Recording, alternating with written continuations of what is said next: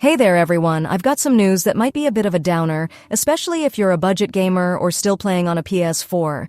Get ready, because Genshin Impact is once again cranking up the system requirements, and this time it's a big deal. With the new nation of Nod Krai on the horizon, things are about to get real tricky for some of us. Now, I know what you're thinking. They did this before, right? And yeah, they did. But this time, it's on a whole other level. I have a feeling these changes aren't just for the immediate future, but they're getting us ready for an even bigger leap with the nation of Nod Krai. I'll get into why I think that in a minute, but first let's break down what this means for everyone, starting with the PS4. Out of primogems? Don't worry, I've got a way to save money and get double the Genesis crystals. This is lootbar.gg. It works just like the in-game top-up system, but with up to 25% off, and new users even get a 10% extra discount using the link in the pinned comment. See this? The regular $100 pack only costs $85 on Lootbar, and each update they release an exclusive $77 bundle available for your first purchase every version. All you need is your UID, no password, no login. Just pick your bundle, select your server, enter your UID, and your crystals get delivered in seconds. Lootbar has awesome reviews. It's fast, secure, and trusted by tons of players.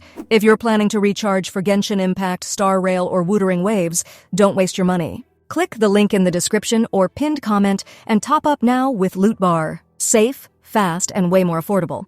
Okay, if you're a PS4 player, listen up. All PS4 models, even the Pro, are going to lose Genshin support in 3 stages. You've got until April 2026 to upgrade if you want to keep playing. Phase 1, Game Removal.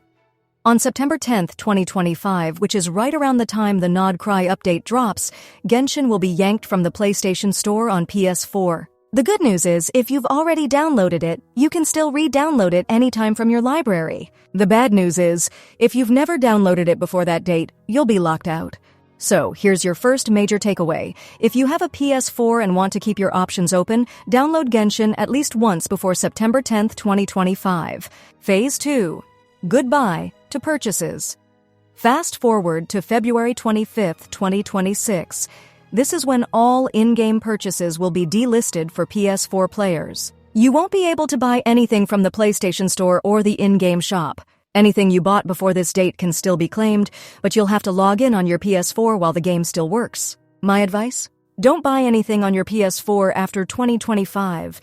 It's way safer to link your account to a PC or mobile device and make your purchases there. Or, even better, start saving up for a PS5, a new phone, or a PC. Phase 3, the end, this is it. On April 8, 2026, Genshin Impact will officially stop working on the PS4. You won't be able to log in at all. If you have any unclaimed purchases after this date, the only way to get them will be by logging into Genshin on a PS5.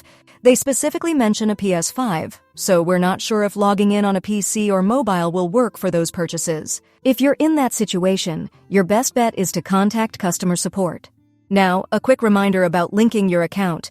If you're logging in on a PS4 or PS5, you can link other login methods by going to the Paimon menu, then to Settings, Account, and finally, User Center.